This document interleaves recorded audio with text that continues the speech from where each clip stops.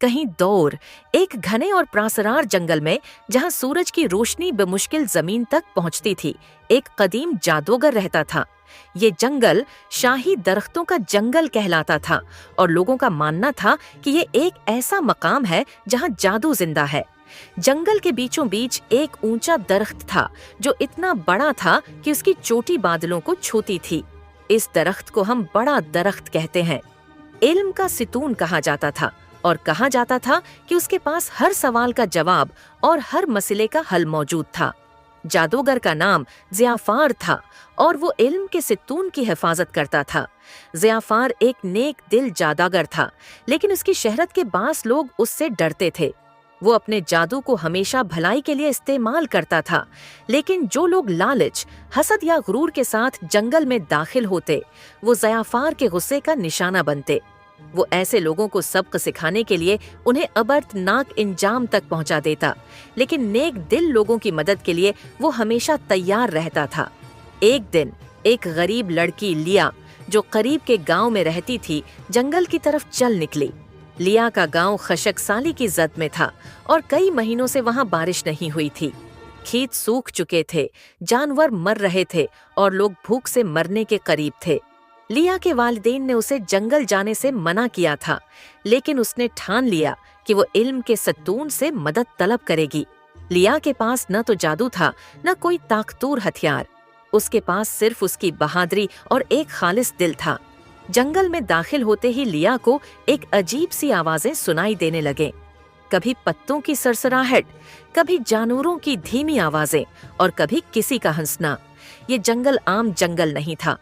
यहाँ के दरख्तों के पत्ते चमकते थे, नदियों का पानी नीला नहीं बल्कि चमकदार सुनहरी था और हवाओं में जादू की खुशबू थी।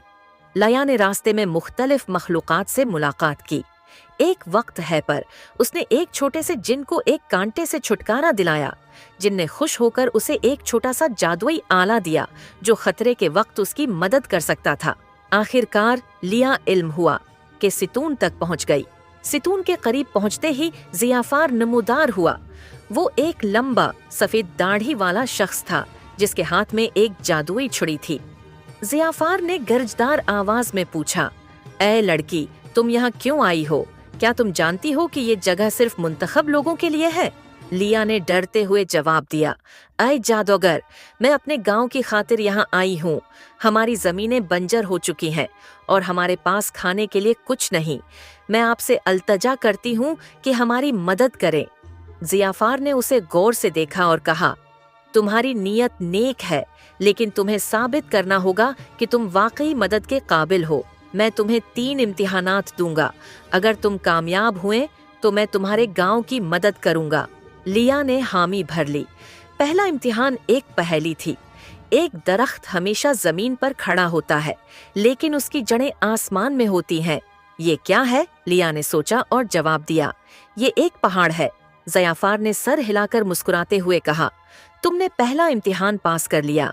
दूसरा इम्तिहान जादुई मखलूक से था। ज़ियाफ़ार ने लिया को एक गार में भेजा जहां एक खतरनाक देव रहता था। ज़ियाफ़ार ने उसे एक ऐसा मंजर है दिखाया जहां वो अपने गांव को छोड़कर एक शानदार जिंदगी गुजार सकती थी, लेकिन लिया ने लालच के बजाय अपने गांव के लोगों को चुना।